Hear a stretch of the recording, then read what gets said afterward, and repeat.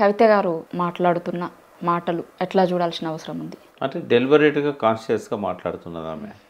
ఆమెకు స్పష్టత ఉన్నట్టు కనబడుతుంది. వీళ్ళకేమో ఇంకా స్పష్టత రాలేదు ఆమె విషయంలో. పార్టీ ఒక స్టార్ట్ తీసుకోవడం. ఎవరికి? BRS party. BRS party already suspend చేసింది కదా. సస్పెండ్ చేసింది, బట్ ఎదుర్కోవాల్సినంత గట్టిగా ఎదుర్కోవట్లేదు కదా.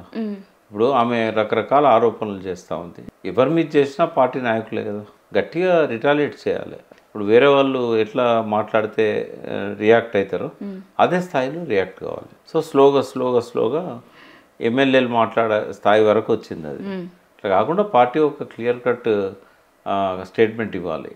ఆమె చెప్పే ఆరోపణలు కానీ చేసే ఆరోపణలు కానీ. ఎందుకంటే అట్లా ఇస్తేనే క్యాడర్ని కాపాడుకోగలుగుతారు. ఇప్పుడు ఆమె ఎక్కడ పోయినా కూడా కింది దాకా అసలు ఆమె సస్పెండ్ అయిన విషయం కూడా గ్రామాలలో కూలినాలు చేసుకుంటారో తెలిసినట్లేదు. వాళ్ళు ఆ మీటింగ్లలో పోతున్నారు, కార్యకర్తలు పోతున్నారు, నాయకులు పోతున్నారు.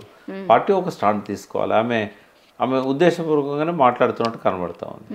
ఇప్పుడు ఆమె ఏదో తండ్రిని అనడం ద్వారా, పాలసీస్ మీద మాట్లాడడం ద్వారా డ్యామేజ్ అవుతుందని మళ్ళీ నన్ను పిలుస్తారు అనే ఆలోచన లేనట్టుంది ఆమెకి. అట్లా కూడా ఆమె ఎక్స్పెక్ట్ చేసినా కూడా అది కాదు, సాధ్యం కాదు. కేసీఆర్ గారు ఒకసారి నిర్ణయం తీసుకున్నాక ఈ ఇంట్లో వాళ్ళు చెప్పినా బయట వాళ్ళు చెప్పినా ఎవరు చెప్పినా నిర్ణయం మారదు అనేది.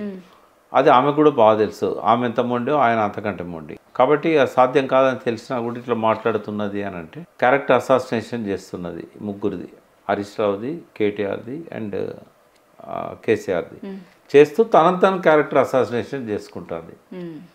ఇక మరి చిచ్చు అంతా ఎవరు పెట్టిస్తున్నారు, ఆ చిచ్చు కారణం ఎవరు, ఆమె మాటలు ఎవరు మాట్లాడినట్టుగా అనిపిస్తూ ఉన్నది, ఆమె మాటల ఫలితం ఎవరికి ఉపయోగపడుతున్నది, ప్రభావం ఎవరి మీద పడుతున్నది, ఇవన్నీ జనం ఆలోచించాలి.